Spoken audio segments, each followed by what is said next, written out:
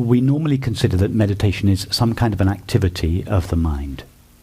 It's a focusing of the mind, usually on a mantra or a flame, or on the breath, or just on the current situation.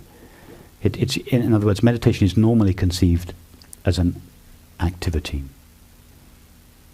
said it's pure objectless. Objectless, did I say? Okay. So, what we understand here by meditation is something very different from that. Meditation is not an activity that is undertaken by the mind. Meditation here we understand as simply being the presence of awareness. Do you understand what I mean by awareness? Yes. Yes. So, to be awareness is not something that needs to be done by the mind. To know ourselves as awareness, it doesn't depend on what the mind is doing or what it's not doing.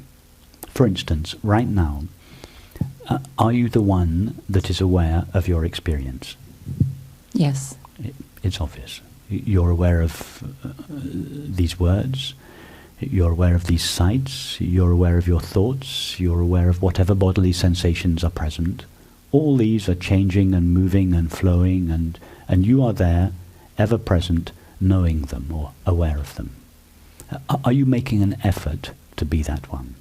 No. Or are you just naturally that one? Yes. Could you be anything other than that one? No. Or have you ever been anything other than that one? No. Okay. So, in order to imagine, in order to really feel that you were something else, for instance, a cluster of thoughts and feelings, what would you have to do? You'd have to forget or overlook what you truly are. And you'd have to imagine instead that you were a cluster of thoughts and feelings. Yes? That's what we do. When I say we do, that's what thought does. Thought, because thought cannot see awareness. Thought is like the screen for the character in the movie. Wherever it looks, it cannot see the screen. Although it's made out of it, it cannot see it. So thought can't find awareness because it's transparent, it's empty, it's objectless. Yeah. So thought imagines instead that we are a cluster of thoughts, feelings, sensations and perceptions. In other words, a body-mind. And that with that imagination, an illusory self, an imaginary self made out of thoughts and feelings comes into an apparent existence. Thought imagines the separate self. Now we then feel, I am this separate self. I am this body and this mind which is aware. And then we notice that we are unhappy and we are seeking, and we seek happiness in all the conventional objects. And then when all the conventional objects have failed us sufficiently, we start looking in less conventional objects, and we hear about something called meditation.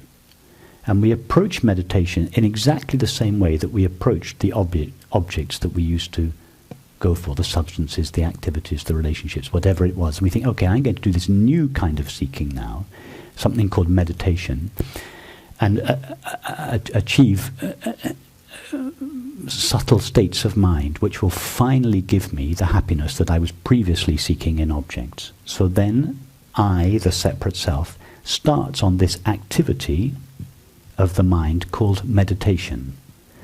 And it starts basically manipulating the mind, usually quietening it or focusing it. And this brings about some temporary relief, because as long as there is a tremendous effort to still the mind to a certain extent becomes still, and a measure of peace is derived from that. But it doesn't bring about what we truly want, which is lasting peace, undisturbable peace, peace that is not dependent on the condition of the mind or the body or the world. So what we consider meditation here is quite different from that focusing or disciplining of the mind. Meditation here is it's what we are. Meditation is just to be knowingly the presence of awareness. In other words, just to be. That is the highest meditation, just to be as you are. And it's, ironically, it is the easiest thing in the world. It's easier than breathing. It doesn't require the mind to be in a particular condition. You could be highly intelligent, very unintelligent. You could be agitated, you could be peaceful, you could be in difficult circumstances, you could be in easy circumstances. It wouldn't make a jot of difference. Because in all those situations, you, awareness, remain just as you always are. To meditate means just to be that knowingly. That sounds great. Now, if we've been used to meditate, to doing an activity of the mind called meditation, there may be a little rebellion in the mind when we sit here without giving it something to do. The mind may feel redundant, and with good reason. So there may be a little rebellion in the mind because it's used to being employed. So it'll get agitated and it will try to grab your attention again. You should be doing this, or this is not enough, or this is not the real thing, or it'll provide all kinds of excuses why you should get involved with it again. And over and again you might find yourself lost in the mind. And whenever you find yourself lost in the mind, just notice, oh no, I just consider the mind like a train that enters the station. You just say, oh, I boarded that train. I didn't even mean to. I just boarded it mechanically. Just step off the train.